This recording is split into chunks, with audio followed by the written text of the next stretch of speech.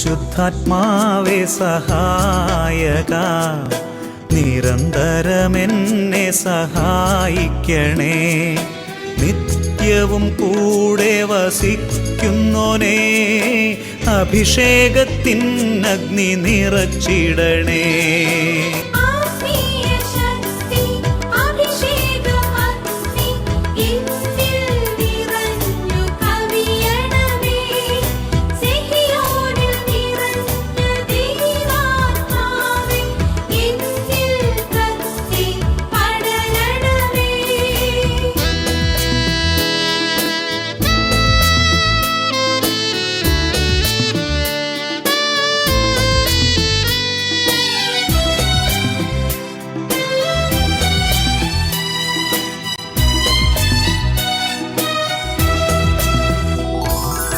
എന്നുള്ളിൽ നിറയുന്ന ദൈവിക ശക്തി ലൗകിക ശക്തിയെ തകർത്തിടുന്നു. പാപനീതി ന്യായ ബോധ്യങ്ങൾ ഹൃത്തിൽ നിറച്ചെന്നെ അഭിഷേചിക്കൂ. പരിശുദ്ധാത്മാവേ സഹായക, നിരന്തരമെന്നെ സഹായിക്കണേ.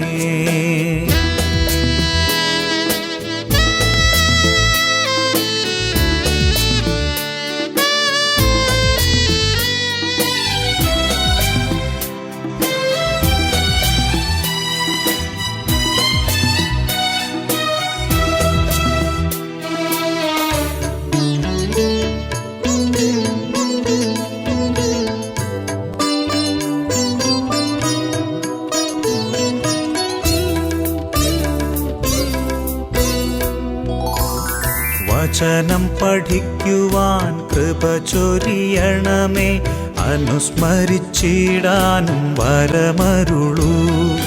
ദൈവപുത്രന് സാക്ഷ്യമേകാൻ അഭിഷേക അഗ്നിയെ ജ്വലിപ്പിച്ചിടൂ.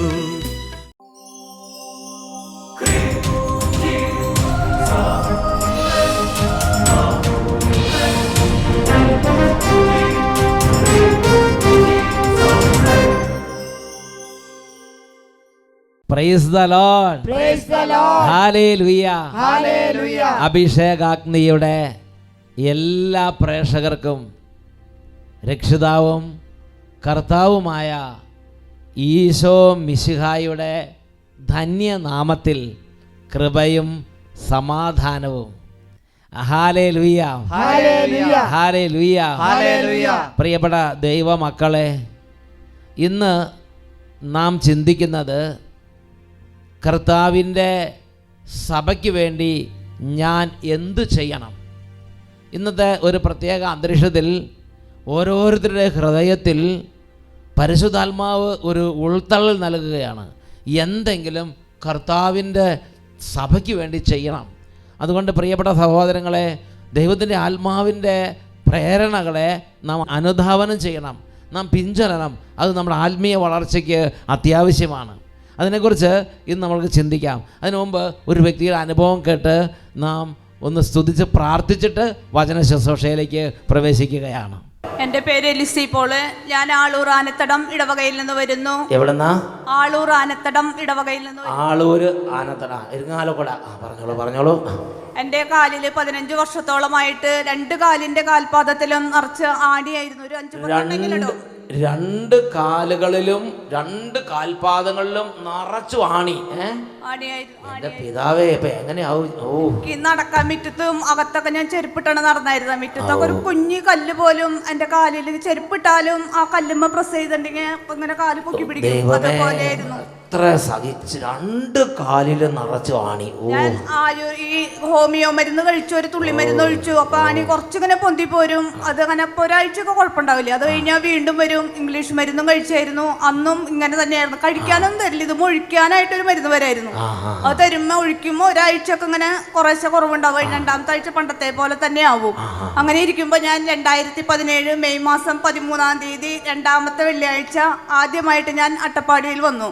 2017 ആ അവിടെ വന്നു കഴിഞ്ഞ് കുറച്ച് കഴിഞ്ഞപ്പോ എന്റെ കൂടെ ഉണ്ടായിരുന്നവരൊക്കെ പറഞ്ഞു കുരിശിന്റെ കൽപ്പാത പോവാന്ന് പറഞ്ഞു. അപ്പൊ ഞാൻ അവിടെ ഒരു കുരിശിന്റെ വഴിയുണ്ട്, കൽപ്പാത മൊത്തം കരിങ്കല്ലാണ്. കരിങ്കല്ലിന്റെ മുകളിൽ കൂടെ അത് കാണുമ്പോൾ തന്നെ ചിലർ തലകറങ്ങി അവിടെ ഇരിക്കും. അരമണിക്കൂർ കഴിഞ്ഞിട്ട് ഇവരെ തല പൊക്കുള്ളൂ. ആ കുരിശിന്റെ വഴി കാണുമ്പോൾ തന്നെ അത്രയും ആ കരിങ്കല്ലിന്റെ മുകളിലാണ് ഈ ആണിയുള്ള ചേച്ചി വന്ന് നിൽക്കുന്നത്. അപ്പൊ ഈ കാല് ചെരുപ്പൊക്കെ ഇട്ടിട്ട് ഞാൻ റെഡി ആയി നിൽക്കാൻ പോവാനായിട്ട്. അപ്പൊ എന്റെ കൂടെയുള്ളവർ പറഞ്ഞു ചെരുപ്പ് കൂടെ ഊരിയിട്ട് ചെരുപ്പ് ഊരി. അപ്പൊ ഞാൻ പറഞ്ഞു അങ്ങനെയാണെങ്കിൽ ഞാനില്ല, ഞാൻ ഈ മാവിന്റെ ചോട്ടിൽ നിന്നോളാം.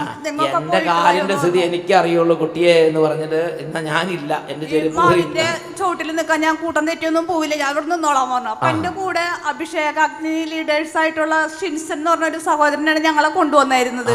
അപ്പൊ അവൻ പറഞ്ഞു ചേച്ചി ഇങ്ങോട്ട് നടക്കാതെ ഈശോ ശരിയാക്കി തരുന്നു പറഞ്ഞു. ഒന്നും പേടിക്കണ്ട, ചെരുപ്പ് അങ്ങോട്ട് മാറ്റിയിട്ട് ആ ആണിയുള്ള കാലം കല്ലിന്റെ മുകളിലേക്ക് വെച്ചോളൂ എന്ന് പറഞ്ഞാ.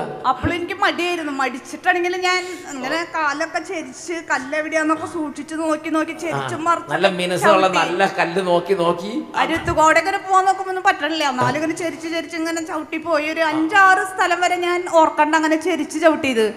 പിന്നെ ഞാൻ അവരുടെ കൂടെയൊക്കെ അങ്ങനെ അങ്ങോട്ട് പോയി നടന്ന് അവരുടെ കൂടെ അവിടെ എത്തിക്കഴിഞ്ഞ് തിരിച്ച് ഞാൻ വന്നു നോക്കുമ്പോ കാലുമ്പോ ഒരു ആനയുടെ പാട് പോലും കാണാനില്ല.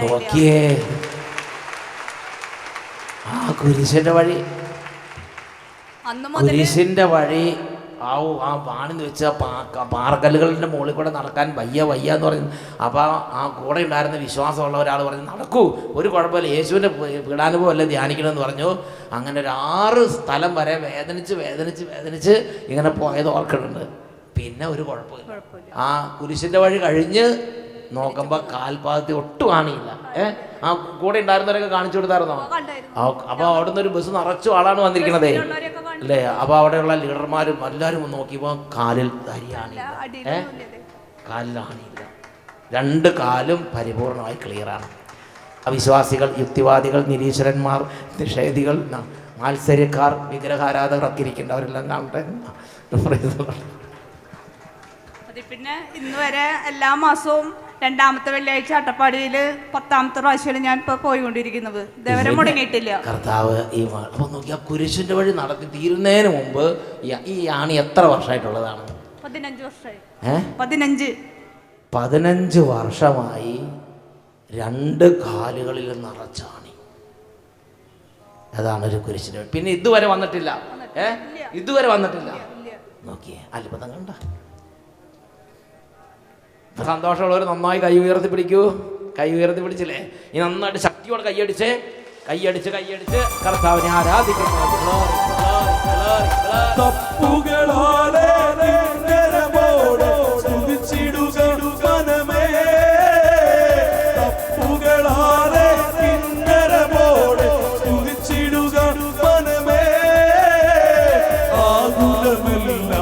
ആനന്ദമാകും സ്തുതിച്ചിടുക മനമേ, ആകുലമെല്ലാം ആനന്ദമാവി സ്തുതിച്ചിടുക മനമേ, സ്തുതിച്ചിടുക മനമേ. Price the lord, praise the lord, ഹല്ലേലൂയ, ഹല്ലേലൂയ. എഴുന്നേറ്റ് നിന്ന് കർത്താവിനെ ആരാധിച്ച് വചനത്തിനോട് വരുന്നു. എല്ലാവരും എഴുന്നേറ്റ് നിൽക്കുന്നു, കരങ്ങൾ ഉയർത്തുന്നു, ഉച്ചത്തിൽ സ്തുതിക്കുന്നു. ഹല്ലേലൂയ, ഹല്ലേലൂയ, ഹല്ലേലൂയ. ഓ ദൈവമേ, ഈ സമയം തന്നെ അത്ഭുതങ്ങളെ അവിടുന്ന് ചൊരിയണമേ. രാജാവായ യേശുവേ, ഞങ്ങൾക്ക് വേണ്ടി കുരിശിൽ മരിച്ചവനെ, കല്ലറയിൽ അടക്കം ചെയ്യപ്പെട്ടവനെ, ഉയർത്തെഴുന്നേറ്റ യേശുവേ, പിതാവിന്റെ വലതുഭാഗത്ത് ഇരിക്കുന്നവനെ, വീണ്ടും വരുവാനിരിക്കുന്നവനെ ഞങ്ങൾ അങ്ങേ ആരാധിക്കുന്നു. ഹല്ലേലൂയ, ഹല്ലേലൂയ, ഹല്ലേലൂയ. യേശുവേ, ആരാധന, ആരാധന, ആരാധന, ആരാധന. കൃപ നിറയട്ടെ, കൃപ നിറയട്ടെ. Glory, glory, glory, glory, glory, glory. പിതാവേ, പിതാവേ, പിതാവേ.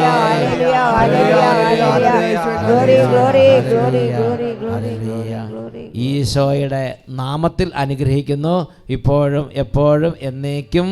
ആമേൻ, ആമേൻ, ആമേൻ. Praise the lord, praise the lord. Please be seated. എല്ലാവരും ഓരോ സീറ്റുകളിലേക്ക് ഇരിക്കുക. പ്രിയപ്പെട്ട സഹോദരങ്ങളെ, കഴിഞ്ഞ ഞായറാഴ്ച നാം ചിന്തിച്ചത് നോമ്പും ഉപവാസവും. ഈ ഒരു കാലഘട്ടത്തിൽ കർത്താവിൻ്റെ മക്കൾക്ക് ശക്തി പകരാൻ, തിരുസഭയ്ക്ക് വീണ്ടും ഊർജ്ജസ്വലത പകരാൻ നോമ്പിനും ഉപവാസത്തിനുള്ള അത്ഭുത ശക്തിയെക്കുറിച്ച് കഴിഞ്ഞ ഞായറാഴ്ച ചിന്തിക്കുകയുണ്ടായി.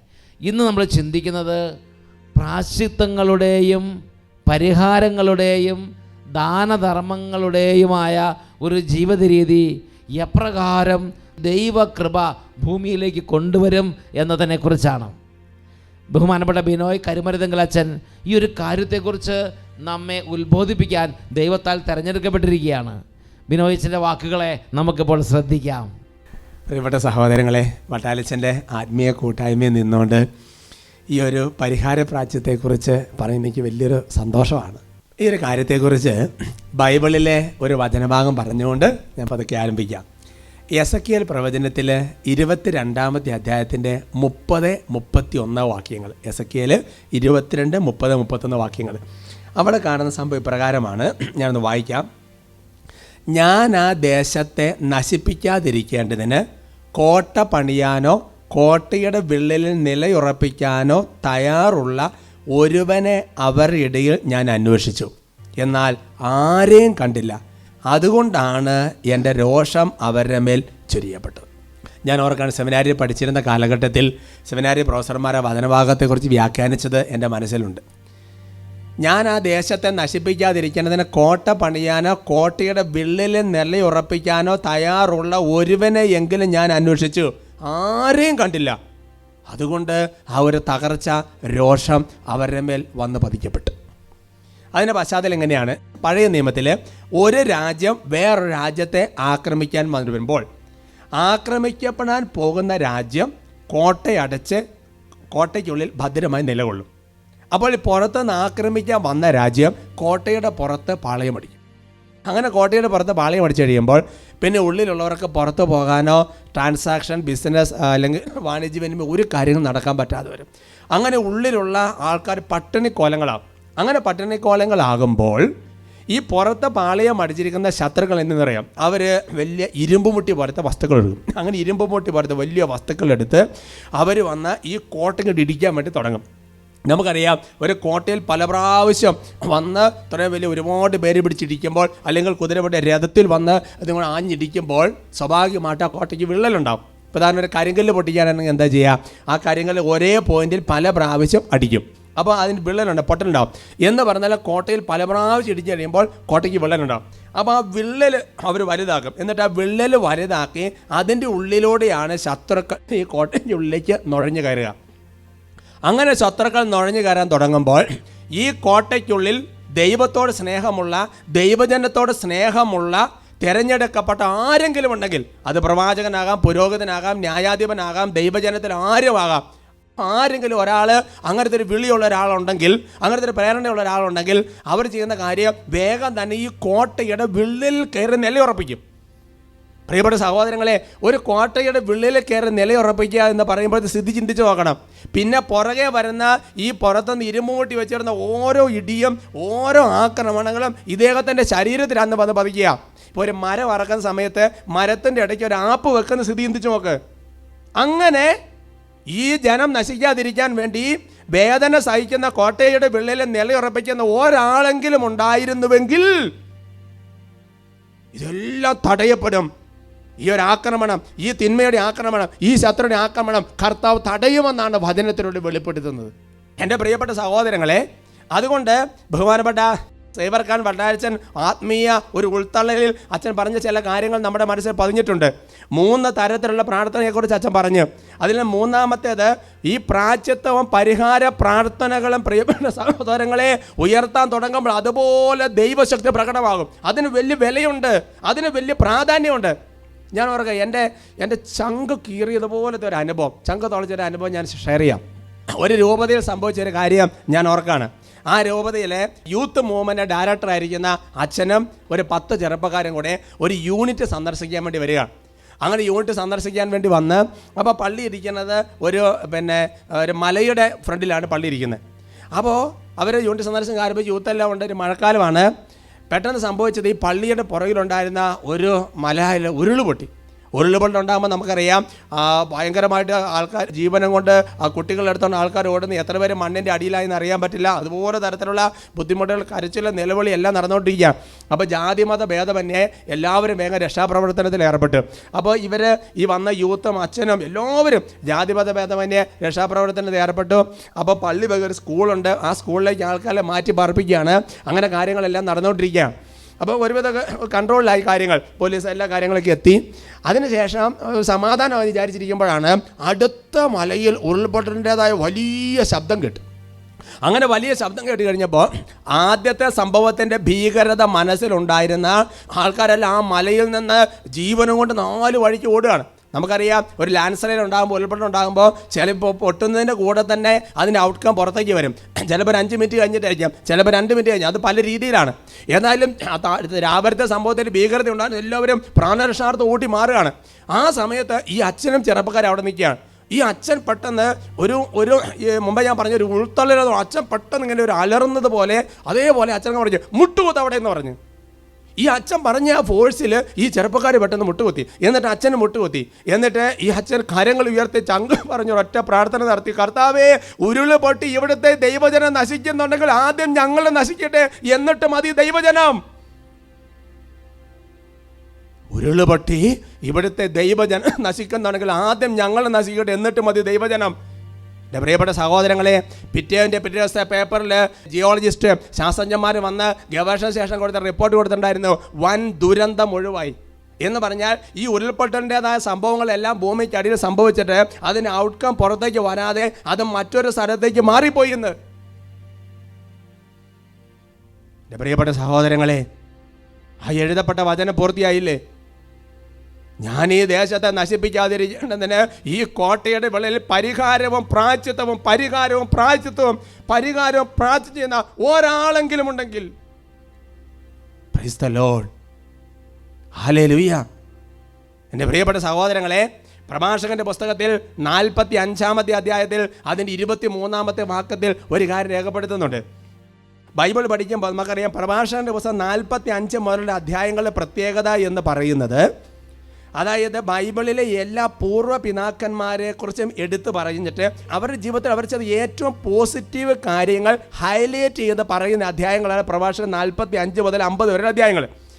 അതിൽ ഈ 45-ാമത്തെ അധ്യായം 23-ാമത്തെ വാക്യത്തിൽ ഫിനഹാസ് എന്ന് പറയുന്ന വ്യക്തിയെക്കുറിച്ച് ബൈബിൾ ഏറ്റവും പോസിറ്റീവായിട്ട് എഴുതിയിരിക്കുന്ന ഒരു വചനമുണ്ട്. ഞാനൊന്ന് വായിച്ച് കേൾപ്പിക്കാം. പ്രഭാഷകൻ 45:23. എലയാസറിൻ്റെ പുത്രനായ ഫിനഹാസിനാണ് മഹത്വത്തിന് 3-ാം സ്ഥാനം. അവൻ ദൈവഭക്തി തീക്ഷ്ണതയുള്ളവരായിരുന്നു.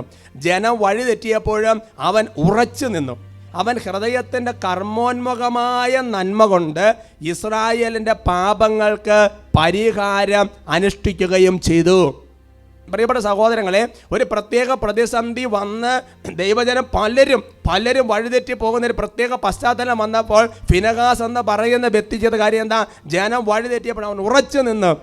നിങ്ങളൊരു പക്ഷേ വട്ടാലച്ചൻ ഫേസ്ബുക്കിൽ കഴിഞ്ഞ ദിവസങ്ങളിൽ ഒരു പോസ്റ്റ് ചെയ്ത് ഓർക്കുന്നുണ്ടായിരുന്നു. അതായത് സഭയിൽ പാറപ്പുറത്ത് ഉറച്ചു നിൽക്കണം. ഡൽഹിയിൽ കൺവെൻഷനൊക്കെ ചെന്ന സമയത്ത് 10,000 വന്നത് എന്ന് പറയുന്നത് പോലെ ഫിനഹാസ് ഉറച്ചു നിന്ന്. എന്നിട്ട് ഉറച്ചു നിൽക്കുക മാത്രമല്ല, പിന്നെ എന്ത് ചെയ്യുന്നറിയാവോ? ഹൃദയത്തിൻ്റെ കർമ്മോന്മുഖമായ നന്മ കൊണ്ട് ഇസ്രായേൽ ജനത്തിൻ്റെ പാപങ്ങൾക്ക് പരിഹാരം അനുഷ്ഠിച്ചു. അതുകൊണ്ട് എൻ്റെ പ്രിയപ്പെട്ട സഹോദരങ്ങളെ, ഫിനഹാസിനെ കുറിച്ച് പറയാം, മഹത്വത്തിൻ്റെ 3-ാമത്തെ സ്ഥാനം. അതുകൊണ്ട് അച്ഛൻ സൂചിപ്പിച്ചതുപോലെ നമ്മുടെ പരിഹാരങ്ങളും നമ്മുടെ പ്രാർത്ഥനകളും നിസ്സാരമാണെന്ന് കരുതരുത്. ഫൗസ്തീന ഡയറിയിൽ അതിനെക്കുറിച്ച് പറഞ്ഞിരിക്കുന്നത് ഇങ്ങനെയാണ്: നീതിമാന്മാരുടെ പരിഹാര പ്രവർത്തികൾ മൂലമാണ് ലോകത്തെ ഞാൻ നിലനിർത്തുന്നത്. നീതിമാന്മാരുടെ പരിഹാര പ്രായശ്ചിത്ത പ്രവൃത്തികൾ മൂലമാണ് ലോകത്തെ ഞാൻ നിലനിർത്തുന്നത്. അതുകൊണ്ട് എൻ്റെ പ്രിയപ്പെട്ട സഹോദരങ്ങളെ, ഒരു കാര്യം മനസ്സിലാക്കണം. നമ്മൾ ഈ പരിഹാര പ്രാർത്ഥനകളൊക്കെ ചെയ്യുമ്പോൾ സ്വർഗത്തിൽ ദൈവം നമുക്ക് അതിനുവേണ്ടി കരുതൽ തരുന്നുണ്ടെന്ന് വാസ്തവമാണ്. അതുകൊണ്ട് എൻ്റെ പ്രിയപ്പെട്ട സഹോദരങ്ങളെ, നമ്മൾ സഭയുടെ ചരിത്രം പഠിക്കണം. സഭയുടെ ചരിത്രം പഠിക്കുക എന്ന് പറയുമ്പോൾ യഹൂദ മതത്തിൻ്റെ ചരിത്രം മുതൽ നമ്മൾ പഠിച്ചു വരണം. എന്ന് പറഞ്ഞാൽ യഹൂദ മതത്തിൽ ഇതുപോലെ പല പ്രതിസന്ധികളുടെ കാലഘട്ടമുണ്ട്. എന്ന് പറഞ്ഞാൽ ഒരുപാട് തരത്തിലുള്ള ദൈവദൂഷണങ്ങൾ ഇന്ന് ഫേസ്ബുക്കിലും മീഡിയയിലും നല്ല ദൈവദൂഷണങ്ങൾ നടമാടുന്നത് പോലെ മത്താത്യാസം പുത്രന്മാർ ജീവിച്ചിരുന്ന കാലഘട്ടത്തിൽ, മൊർദെഖായി ജീവിച്ചിരുന്ന കാലഘട്ടത്തിൽ, എസ്തർ ജീവിച്ചിരുന്ന കാലഘട്ടത്തിൽ ഒരുപാട് ദൈവദൂഷണങ്ങൾ നടമാടിയ കാലഘട്ടമുണ്ട്. മക്കബാരർ 1-ാമത്തെ പുസ്തകം 2-ാമത്തെ അധ്യായത്തിൽ അതിനെക്കുറിച്ച് വ്യക്തമായിട്ട് കാണുന്നുണ്ട്. 6-14 വാക്യങ്ങളിൽ ജെറുസലേമിൽ ഒരുപാട് ദൈവദൂഷണങ്ങൾ നടമാടുന്ന കണ്ടപ്പോൾ മത്താത്യാസം പുത്രന്മാരും ചെയ്ത കാര്യം എന്നറിയോ? അവർ വസ്ത്രം കീറി ചാക്കുടുത്ത് ചാരം പൂശി ഏറെ വിലപിച്ച് ഉപവാസം എടുത്ത് പ്രാർത്ഥിച്ചു. എന്താ സംഭവിച്ചത്? ദൈവത്തിന്റെ അത്ഭുതകരമായ ശക്തി പ്രകടമായി. വീണ്ടും എസ്തേറിന്റെ പുസ്തകത്തിൽ കാണുന്നുണ്ട്, അത് യഹൂദ ജനതയെ മുഴുവൻ അന്നിഹിലേറ്റ്, ഉന്മൂലന നാശം നടത്താനുള്ള കൽപ്പന അഹസ്വേരോസ് രാജാവിൽ നിന്ന് ഹാമാന് കിട്ടി. ഇതുമായിട്ട് പുറത്തേക്ക് വന്നു. ഇതറിഞ്ഞ മൊർദെഖായി എന്താ ചെയ്തത്? വ്യക്തമായിട്ട് എഴുതി വെച്ചിരിക്കുകയാണ് എസ്തേർ 4:1. ഇതറിഞ്ഞ മൊർദെഖായി വസ്ത്രം കീറി ചാക്കൂട്ടത്ത് ദയനീയമായി നിലവിളിച്ചുകൊണ്ട് നഗരമധ്യത്തിലേക്ക് ചെന്നു. Price the lord, hallelujah. ഇനി ആദിമസഭയുടെ ചരിത്രം പഠിക്കുക. ആദിമസഭയിൽ പത്രോസിന്റെ പൗലോസിന്റെ കാലഘട്ടത്തിൽ സഭയിൽ ഒരുപാട് പ്രതിസന്ധികൾ, ഒരുപാട് ഞെരുക്കങ്ങൾ, ഒരുപാട് ആക്രമണങ്ങൾ, യാതൊരു തരത്തിലും ഇഞ്ചോടിഞ്ച് മുന്നോട്ട് പോകാൻ പറ്റാത്ത പ്രതിസന്ധി വന്നപ്പോൾ എന്താ സംഭവിച്ചത്? എൻ്റെ പ്രിയപ്പെട്ട സഹോദരങ്ങളെ, ഭൂമിയുടെ അടിത്തറ കുലുങ്ങുമാറ് ചങ്ക് പൊട്ടി പ്രാർത്ഥിച്ചുകൊണ്ടിരുന്നപ്പോൾ നാളുകൾ ഉപവാസവും പരിഹാരങ്ങളും പ്രാർത്ഥനകളും ആരംഭിച്ച് എന്താ സംഭവിച്ചത്? ജയിലറകളെ ഭേദിക്കുന്ന ദൈവത്തിന്റെ പരിശുദ്ധാത്മ ശക്തി ഇറങ്ങിയില്ലേ? ഇനി സഭയുടെ മുന്നോട്ടുള്ള ചരിത്രം പഠിക്കും പ്രിയപ്പെട്ട സഹോദരങ്ങളെ. ഒരു കാലഘട്ടത്തിൽ ഒരുപാട് വിവാദങ്ങൾ വന്ന സഭയുടെ ചരിത്രം മറ്റൊന്നായി മാറുന്ന ഒരു കാലഘട്ടം ഉണ്ടായിരുന്നു. സഭയെ നയിക്കുന്ന പരിശുദ്ധാത്മാവാണ്. അന്ന് എന്താ സംഭവിച്ചത്? ക്ലൂണി എന്ന് പറയുന്ന സന്യാസ സമൂഹത്തിൽ 30ഓളം വരുന്ന സമർപ്പിതര് 3 മാസക്കാലം ഉപവാസവും പ്രായശ്ചിത്തവും പരിഹാരം അനുഷ്ഠിച്ചുകൊണ്ട് സഭയുടെ ചരിത്രം കൃപയുടെ ചരിത്രമായിട്ട് മാറിയില്ലേ? അതുകൊണ്ട് എൻ്റെ പ്രിയപ്പെട്ട സഹോദരങ്ങളെ, സഭയുടെ സമരായുധങ്ങളും ലോകത്തിന്റെ സമരായുധങ്ങളും രണ്ടും രണ്ടാണ്. കർത്താവ് സഭയ്ക്ക് നൽകിയ സമരായുധമാണ് പരിഹാരം, പ്രായശ്ചിത്തം. അതുകൊണ്ട് എൻ്റെ പ്രിയപ്പെട്ട സഹോദരങ്ങളെ, ഇത് എത്രയോ വചനാധ്യസ്ഥമാണ് നമ്മൾ ചിന്തിക്കണം. ലൂക്കായുടെ സുവിശേഷത്തിൽ 22-ാമത്തെ അധ്യായത്തിൻ്റെ 31-32 വാക്യങ്ങൾ അവിടെ പറയുന്ന കാര്യമുണ്ട്. അവിടെ കർത്താവ് ശിമയോന് വേണ്ടി നടത്തുന്ന പ്രാർത്ഥനയാണ്. ആ വചനം എങ്ങനെയാണ്? ശിമയോൻ, ഇതാ സാത്താൻ നിങ്ങളെ ഗോതമ്പ് പോലെ പാറ്റാൻ ഉദ്യമിക്കുന്നത് ഞാൻ കണ്ടു. എന്നാൽ നിന്റെ വിശ്വാസം ക്ഷയിച്ചു പോകാതിരിക്കാൻ ഞാൻ നിനക്ക് വേണ്ടി പ്രാർത്ഥിച്ചു. നീ തിരിച്ചു ചെന്ന് നിന്റെ സഹോദരനെ ശക്തിപ്പെടുത്തണം. അതുകൊണ്ട് എൻ്റെ പ്രിയപ്പെട്ട സഹോദരങ്ങളെ, ഈ ഓരോ പ്രഭാഷണങ്ങൾ ബഹുമാനപ്പെട്ട സൈബർഖാൻ വട്ടാലച്ചൻ നടത്തിയ പ്രഭാഷണങ്ങൾ നമ്മുടെ മനസ്സിലുണ്ട്. ബാക്കിയുള്ള ആത്മായ സഹോദരങ്ങൾ എല്ലാവരും നടത്തിയ പ്രഭാഷണങ്ങൾ കേൾക്കുമ്പോൾ നമുക്ക് ചെയ്യേണ്ട ഒരു കാര്യമുണ്ട്. ഇത് കേട്ടിട്ട് നമ്മൾ ചെന്നിട്ട് ബാക്കിയുള്ളവരെ ശക്തിപ്പെടുത്തണം. ഉപവാസം എടുക്കാൻ, പ്രാർത്ഥിക്കാൻ, നോമ്പെടുക്കാൻ, പരിഹാരം ചെയ്യാൻ, ആ ഒരു ശക്തിപ്പെടുത്തലാണ് വേണ്ടത്. അങ്ങനെ ശക്തിപ്പെടുത്തിയ സഭ തളരുകയല്ല എന്ന് അപ്പസ്തോല പ്രവർത്തനങ്ങൾ വായിച്ച് വ്യക്തമായിട്ട് മനസ്സിലാവും. അപ്പസ്തോല പ്രവർത്തനങ്ങൾ 14-ാമത്തെ അധ്യായത്തിൻ്റെ 19-20 വാക്യങ്ങളിൽ കാണുന്ന ഹൃദയഭേദകമായ അതേസമയം പരിശുദ്ധാത്മാവിനെ ഉജ്ജ്വലിക്കുന്ന ഒരു ഭാഗമുണ്ട്. അവിടെ കാണുന്നത് ഇങ്ങനെയാണ്: അന്ത്യോക്യയിൽ നിന്നും ഇക്കോണിയത്തിൽ നിന്നും എത്തിയ യഹൂദന്മാർ ജനങ്ങളെ പ്രേരിപ്പിച്ച് പൗലോസിനെ കല്ലെറിയിച്ചു. മരിച്ചു പോയി എന്ന് വിചാരിച്ച് പൗലോസിനെ പുറത്തോട്ട് വലിച്ചുകൊണ്ട് പോയി. എൻ്റെ പ്രിയപ്പെട്ട സഹോദരങ്ങളെ, എന്ന് പറഞ്ഞാൽ ശരിക്കും മരിച്ചെന്ന് വെച്ചാൽ കാലെ പിടിച്ച് വലിച്ചുകൊണ്ട് പോയി നഗരത്തിന് പുറത്ത് കൊണ്ടുപോയിട്ട് എന്താ സംഭവിച്ചത്? എല്ലാവരും വിരിഞ്ഞു പോയി. ഉടനെ ശിഷ്യന്മാർ എന്ന് പറഞ്ഞു കഴിഞ്ഞാൽ പ്രിയപ്പെട്ട സഹോദരങ്ങളെ, സഭയോട് സ്നേഹമുള്ള കർത്താവിനോട് മരിക്കുന്ന ആ ശിഷ്യന്മാർ പൗലോസിൻ്റെ ചുറ്റും കൂടിയപ്പോൾ പൗലോസ് വീണ്ടും എഴുന്നേറ്റ് അതേ പട്ടണത്തിലേക്ക് സുവിശേഷ വേലയ്ക്ക് വേണ്ടി പ്രവേശിച്ചു. പ്രിയപ്പെട്ട സഹോദരങ്ങളെ, അതുകൊണ്ട് സഭ കർത്താവിൻ്റേതാണ്, സഭ യേശുവിൻ്റേതാണ്, സഭ യേശുവാണ്. അതുകൊണ്ട് എൻ്റെ പ്രിയപ്പെട്ട സഹോദരങ്ങളെ, നമ്മുടെ പരിഹാരങ്ങൾക്കും പ്രാർത്ഥനകൾക്കും വലിയ വിലയുണ്ട് പ്രിയപ്പെട്ട സഹോദരങ്ങളെ. ജോബിൻ്റെ പുസ്തകത്തിൽ 1-ാമത്തെ അധ്യായത്തിൽ നമ്മൾ കാണുന്ന രംഗമില്ലേ? മക്കൾ ഏതെങ്കിലും പാപം ചെയ്തു പോയെങ്കിലോ എന്ന് വിചാരിച്ചുകൊണ്ട് വന്ന ബലിയർപ്പണങ്ങൾ പരിഹാരങ്ങൾ നടത്തുവാണ് ജോബ്. പ്രിയപ്പെട്ട സഹോദരങ്ങളെ, ഇനി സഭയുടെ ഇന്നത്തെ കാലഘട്ടത്തെക്കുറിച്ച് ചിന്തിക്കുക. കഴിഞ്ഞ നാളുകളിൽ സൺഡേ ശാലോമിൽ ബഹുമാനപ്പെട്ട റോയ് പാലാട്ടിയച്ചൻ എഴുതിയൊരു ലേഖനം അല്ലെങ്കിൽ അതിൻ്റെ ലെറ്ററുകൾ നിങ്ങൾ വായിച്ച് ഓർക്കുന്നുണ്ടാകും. അമേരിക്കയിൽ ഒരു സ്ഥലത്തെ സാത്താൻ വർഷിപ്പുകാരെ പബ്ലിക്കായിട്ട് സാത്താൻ മാസ്, സാത്താൻ കുർബാന അവർ അനൗൺസ് ചെയ്തു. എന്നിട്ട് വലിയ പബ്ലിസിറ്റി കൊടുത്തു. എന്നിട്ട് അതിന് ഒരുപാട് ടിക്കറ്റുകൾ വിറ്റുപോയി, ആൾക്കാർ സംബന്ധിക്കാൻ റെഡിയായിട്ട്. അന്ന് എന്താ സംഭവിച്ചത്? ആ രൂപതയിലെ മെത്രാനും ബാക്കിയുള്ള വിശ്വാസികൾ എല്ലാവരും കൂടെ ചേർന്ന് ഒരുപാട് പ്രാർത്ഥന ഉയർത്തി. എനിക്ക് അതിൻ്റെ പേഴ്സണലായിട്ട് മെയിൽ രൂപത്തിൽ അയച്ചു തന്നെ ഞാൻ ഓർക്കുന്നുണ്ട്. എല്ലാ സ്ഥലങ്ങളിൽ നിന്നും ഈ മർച്ചൻ പറഞ്ഞതുപോലെ ഒരു പ്രതിസന്ധി ഉണ്ടാകുമ്പോൾ ചെയ്യേണ്ട കാര്യമാണിത്. ബഹുമാനപ്പെട്ട വടജ സൂചിപ്പിച്ചതുപോലെ പ്രാർത്ഥന, നോമ്പ്, ഉപവാസം, പ്രായശ്ചിത്ത പരിഹാരം, അതുപോലെയുള്ള കാര്യങ്ങൾ ഉയർത്തി. എന്താ സംഭവിച്ചത്? എൻ്റെ സഹോദരങ്ങളെ, നിശ്ചിത ദിവസം വന്നെത്തിയാൽ സാധാരണ ഒരു മീറ്റിങ്ങിന് വരുന്ന ആൾക്കാർ പോലും ഇല്ലാതെ ആ പരിപാടി നടന്നില്ല. കാരണം ആളില്ല. പുറത്ത് 10,000 പ്രാർത്ഥന ഉയർത്തി, 10,000 പ്രായശ്ചിത്തം ചെയ്ത്, 10,000 പരിഹാരം ചെയ്ത്. അതുകൊണ്ട് സഭയുടെ ശക്തി എന്ന് പറയുന്നത് കർത്താവിൻ്റെ പ്രവൃത്തിയിലാണ് സഭയുടെ ശക്തി അടങ്ങിയിരിക്കുന്നത്. പ്രിയപ്പെട്ട സഹോദരങ്ങളെ, സഭ ഏത് കാലത്ത് പ്രതിസന്ധികളിലൂടെ കടന്നു പോയിട്ടുണ്ട്. ഞാൻ ഓർക്കാണ്, ബഹുമാനപ്പെട്ട മാത്തി ഇല്ലത്ത് പറമ്പിലച്ചൻ ആലുവ സമരം ഡയറക്ടറായിരുന്ന അച്ഛൻ പറഞ്ഞ ഓർക്കാണ്, സഭയിൽ ഓരോ കാലഘട്ടത്തിൽ ഓരോ പ്രതിസന്ധി ആകുമ്പോൾ ഓരോ വിശുദ്ധരെ കർത്താവ് ഉയർത്തും. പ്രിയപ്പെട്ട സഹോദരങ്ങളെ, എല്ലാ പ്രതിസന്ധികളും അങ്ങനെ ഉണ്ടായിട്ടുണ്ട്. പ്രിയപ്പെട്ട സഹോദരങ്ങളെ, സഭ ഓരോ കാലഘട്ടങ്ങളിൽ പ്രതിസന്ധികളിലൂടെ കടന്നു പോയപ്പോൾ അന്നൊക്കെ ഇതേപോലെ പ്രാർത്ഥന ഉയർത്തപ്പോൾ സഭ വിജയകരമായി അതിജീവിച്ച് വന്ന ചരിത്രമാണുള്ളത്. നിങ്ങൾക്കൊരു വിശുദ്ധൻ്റെ ചരിത്രം അറിയാവോ? 27 വയസ്സ് വരെ വക്കീലായിട്ട് ജീവിച്ചു, 13 വർഷം കേസ് വാദിച്ചു, ഒരൊറ്റ കേസിൽ പോലും പരാജയപ്പെട്ടിട്ടില്ല. 27 വയസ്സ് വരെ വക്കീലായി ജീവിച്ച 13 വർഷം കേസ് വാദിച്ച ഒറ്റ കേസിൽ പോലും പരാജയപ്പെട്ടിട്ടില്ല. എന്നിട്ടോ അവസാനം 13ാമത്തെ വർഷത്തിൽ വാദിച്ച ഒരു കേസ് പരാജയപ്പെട്ടു.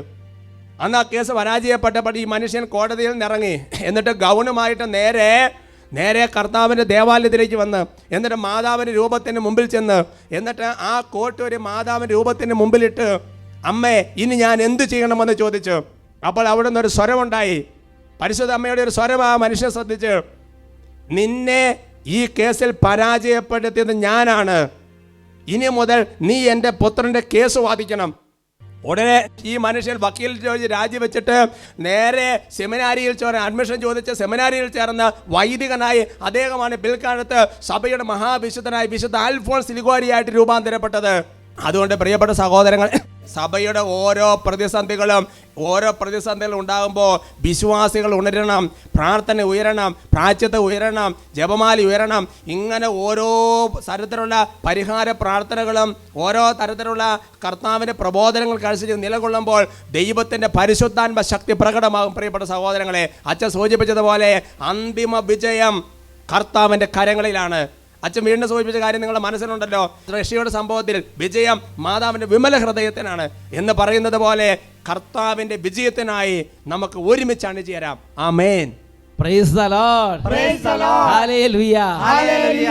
പരിശുദ്ധ കുർബാന എഴുന്നള്ളിച്ച് വെച്ച് പരിത്യാഗത്തിൻ്റെയും പ്രാർത്ഥനയുടെയും അത്യുന്നതമായ ഒരു കൃപ നമ്മുടെ മേലും ലോകം മുഴുവൻ്റെ മേലും വ്യാപരിക്കുന്നതിന് വേണ്ടി എളിമപ്പെട്ട് നമുക്ക് പ്രാർത്ഥിക്കാം.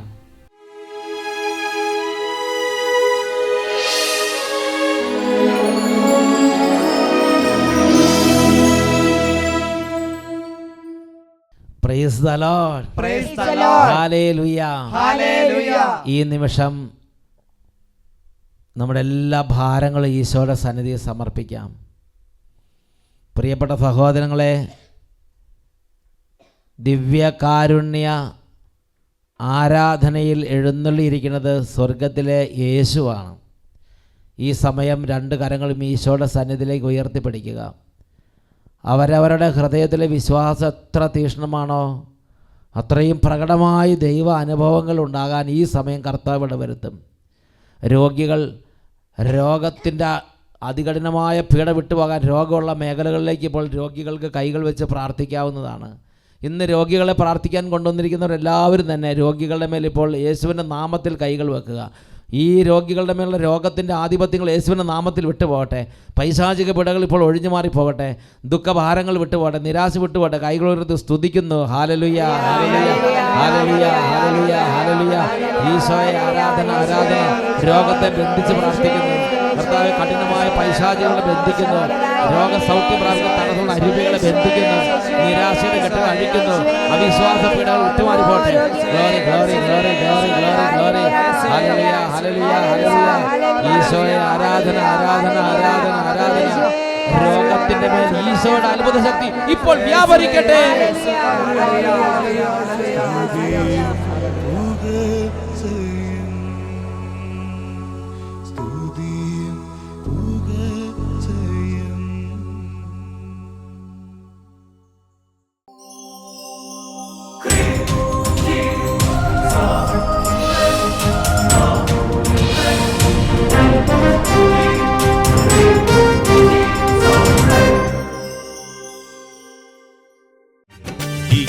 ഘട്ടത്തിനഭിഷേകം നിറഞ്ഞിടാൻ അധികമാമളവിൽ അഭിഷേകം പകരണമേ.